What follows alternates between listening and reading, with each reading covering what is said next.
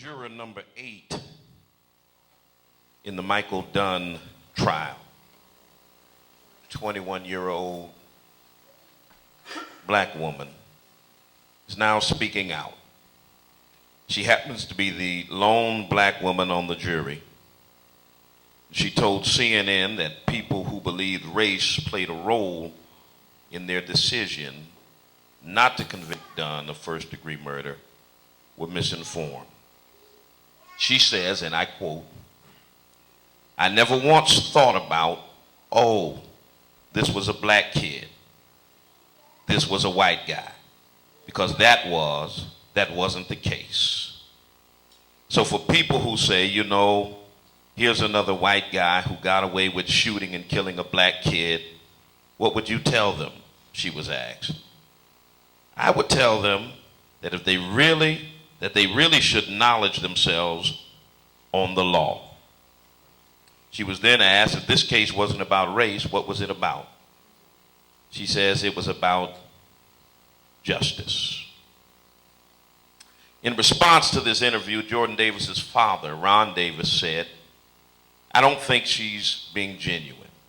For her as an African-American female to go into this case with this type of evidence, with this type of rage, with Dunn saying thug music, how can you, as a juror, not think this is about race?"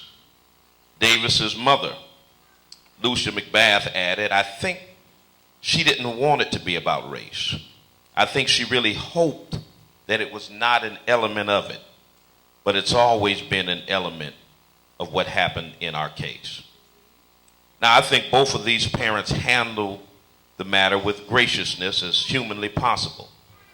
Now, personally, I'm not sure how well I would handle a black person dismissing the role of racism as it was played out in the murder of my child, not to mention describing the killer as a nice person.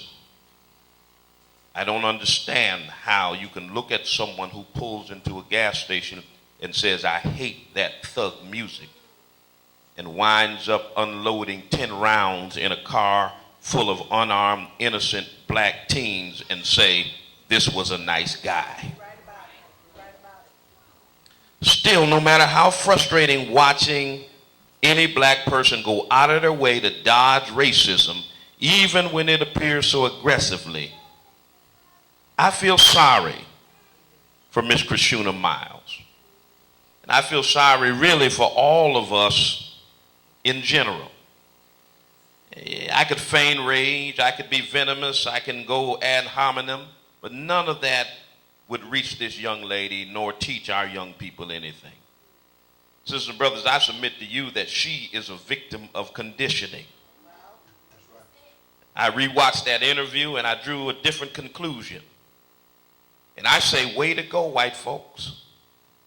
You're winning the race to make the persecuted feel guilty for calling out the white hood that's in plain sight. We've been conditioned to think that talking about race is problematic, even if racism goes upside our head, kicks us in the behind, shoots one of us in the head, or kills one of our children. And there are some who refuse to ignore racism, like me.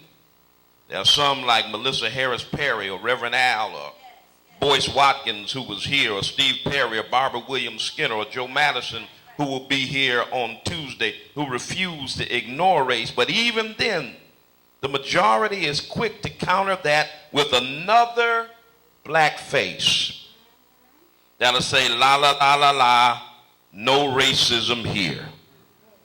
And so now all over the internet, everyone is saying, all of the racists are out there saying, "Ha! We got you."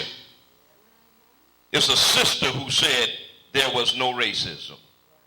So as disheartening as it was to hear this young lady sound so post-racial, we have to recognize that her line of thinking and the manner in which it was presented was white supremacy at its best.